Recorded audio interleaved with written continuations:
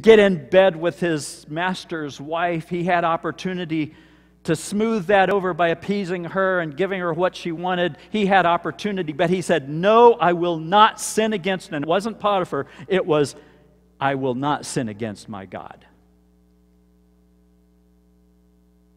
Committed to righteousness. He worked hard. You know, he could have been the type of slave that said, I don't deserve to be here. This is not what I was cut out to be. And by George, there's no way I'm going to give this master all of my energy. I'll work hard when he's looking. And when he's not, it's time off for me. He could have said that. When he was in prison, he could have said, I don't deserve to be here. There's nothing good about this place. I'm just going to shrivel up in this corner and bide my time.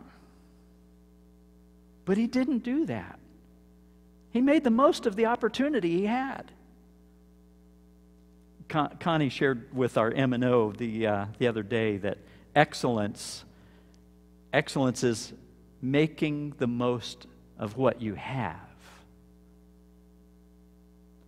Joseph served with excellence, making the most of what he had. And God blessed him in it. And then he used the gifts God gave him. Oh my.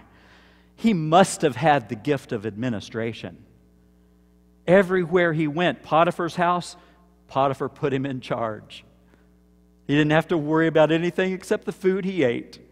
Everything was in Joseph's charge, and Joseph did well with it. The prison, the warden put him in charge. Didn't have to worry about stuff. Joseph would handle it. He must have had the gift of administration, the gift of management. But he also had another gift. And that gift came to light when there were two prisoners from Pharaoh's court. One was a baker, the other was the cupbearer. They both had dreams on the same night.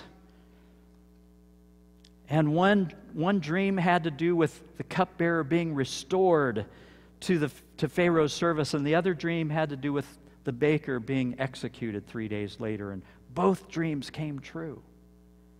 And Joseph interpreted those dreams. And so a couple of years later, when Pharaoh had a dream, the cupbearer remembered that Hebrew slave in prison and said, Pharaoh, there's someone I met in prison 2 years ago. I should have told you about him earlier, but he's just now come to mind. 2 years ago, there was a Hebrew slave, and I had a dream, and he interpreted that dream, and it came to pass just like he said. Maybe he can help you with your dream. And so they brought Joseph in, cleaned him up, shaved him, brought him before Pharaoh, and Joseph, with the Lord's help, was able to interpret that dream. You see, God had given him a unique ability. And that unique ability opened the door for him to stand before Pharaoh. What is that proverb? I don't know where it is. It's in Proverbs, but there's a proverb that says, a man's gift will usher him before great people or before kings, something like that. That's what happened. Joseph had a gift from the Lord that he was willing to share with Pharaoh. And that led to his leadership. What a strange route to leadership. What a strange route. Now I'm going to have to speed it up here a little bit. I want to just point out to you that when God's at work behind the scenes and we don't see it, we don't understand it yet, there's two responses that we can have. One is like Jacob. And here's what it says when Jacob heard that his sons went to get food from Egypt, and there's a lot of this story I'm skipping over, but the sons came back, and Simeon had to stay back in Egypt. That was all part of Joseph's way to be sure that his brothers would come back to him again. He hadn't revealed his presence there yet. And so their father said to them, "You've deprived me of my children. Joseph is no more. Simeon is no more. Now you want to take Benjamin too. Everything is against me." Friends, that's one attitude you could have when things fall apart and you don't see what God's plan is yet. Everything is against me. That was Jacob's response. Joseph's response, a little bit like what we read in Ephesians.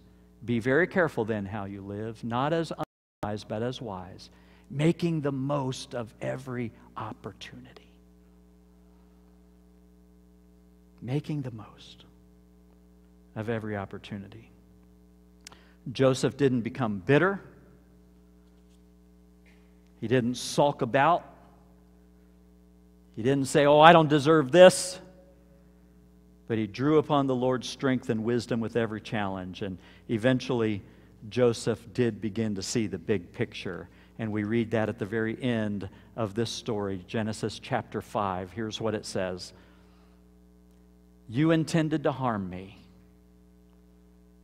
but God intended it for good to accomplish what is now being done, the saving of many lives." He said that to his brothers.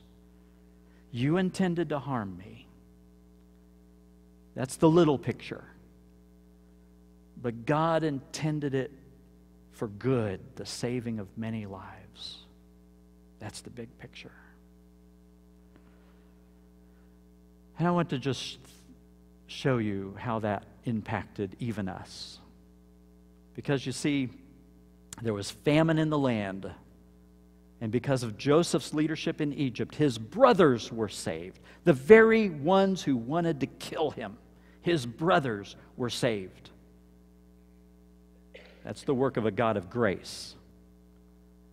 And through his brothers, the nation of Israel was saved. And through Israel, the Messiah was saved.